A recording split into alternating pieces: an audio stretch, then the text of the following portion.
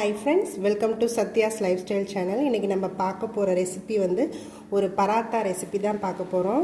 Stuffed paratha தான் பார்க்க போறோம். இன்னைக்கு வந்து நான் பன்னீர் ஸ்டஃப்டு பராத்தா தான் செய்ய போறேன். அது எப்படி பண்ணலாம்ன்றதை பார்க்கலாம். இது வந்து கிட்ஸ்க்கு ரொம்ப பிடிக்கும். பன்னீர் வந்து நம்ம உள்ளார ஸ்டஃப் பண்ணி பண்றதுனால ரொம்ப விரும்பி சாப்பிடுவாங்க. இது எப்படி பண்ணலாம்ன்றதை பார்க்கலாம். இந்த பன்னீர் பராத்தா பண்ணுறதுக்கு நம்ம எப்போதும் கோதுமை மாவு எப்படி பிசைஞ்சுப்போமோ அது மாதிரி பிசைஞ்சு எடுத்துக்கலாம். நான் கொஞ்சமாக கோதுமை மாவு எடுத்துக்கிறேன். கொஞ்சமாக சால்ட் போட்டுக்கிறேன். இந்த சால்ட் நல்லா மிக்ஸ் பண்ணிவிட்டு நம்ம இதை பிசைய ஆரம்பிச்சிடலாம். நான் கொஞ்சமாக தண்ணி ஆட் பண்ணி பிசைஞ்சு எடுத்துக்கிறேன். இந்த மாவு நல்லா நம்ம பிசைஞ்சாச்சு. இதில் லைட்டாக எண்ணெய் அப்ளை பண்ணி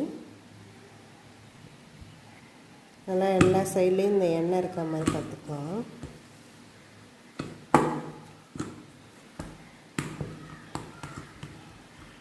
இதை வந்து நம்ம ஒரு டவல் வச்சு க்ளோஸ் பண்ணி ஒரு ½ வந்து இது நல்லா அப்படியே ஊறட்டும்.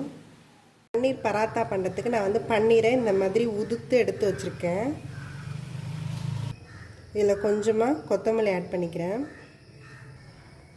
இஞ்சி இந்த மாதிரி பீசஸாக கட் பண்ணி வச்சுருக்கேன், அதை ஆட் பண்ணிக்கிறேன்.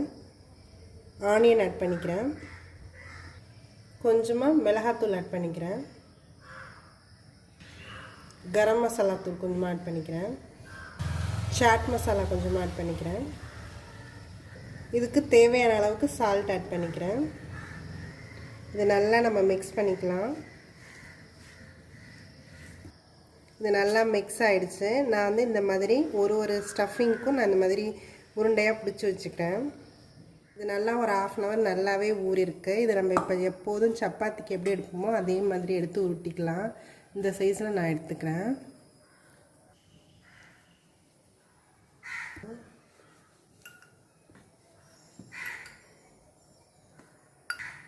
இந்த அளவுக்கு நான் ஊட்டியிருக்கேன். இந்த ஸ்டஃபிங்கை நான் உள்ளார வச்சிடுறேன்.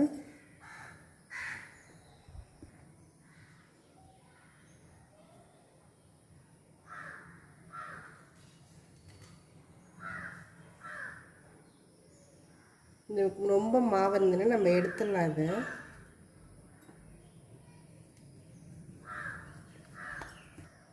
இப்போ இதை வந்து நம்ம எப்போதும் சப்பாத்திக்கு எப்படி திரட்டோமோ அது மாதிரி திரட்டிக்கலாம். இந்த மாதிரி நம்ம எல்லாத்தையும் போட்டு எடுத்துக்கலாம்.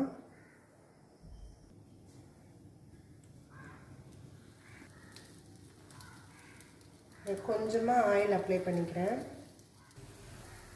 இது ஒரு சைடு நல்லா இதாக இருக்கும். நெக்ஸ்ட் சைடு நம்ம திருப்பி போட்டுக்கலாம். இது நல்லா ஆயிடுச்சு. 2 சைடுமே வெந்துடுச்சு. இதை எடுத்துடலாம். இந்த பன்னீர் பராத்தா வந்து ரெடி ஆகிடுச்சு. இது நல்லா டேஸ்ட்டாகவும் இருக்கும், நல்லாவும் இருக்கும். இது உள்ளுக்குள்ளார பார்த்திங்கன்னா இந்த ஸ்டஃபிங்கோட நம்மளுக்கு இதுக்கு எதுக்கும் சைட் டிஷ் தேவையில்லை. அப்படி வேணும்னா கெச்சப் வச்சுக்கலாம், இல்லைன்னா ரைத்தா வச்சு கூட இதை சாப்பிட்லாம். இது நல்லாயிருக்கும். இது நீங்களும் ட்ரை பண்ணி பாருங்கள். என்னோடய வீடியோஸ் எல்லாத்தையும் பாருங்கள். மறக்காமல் எங்கள் சேனலை சப்ஸ்கிரைப்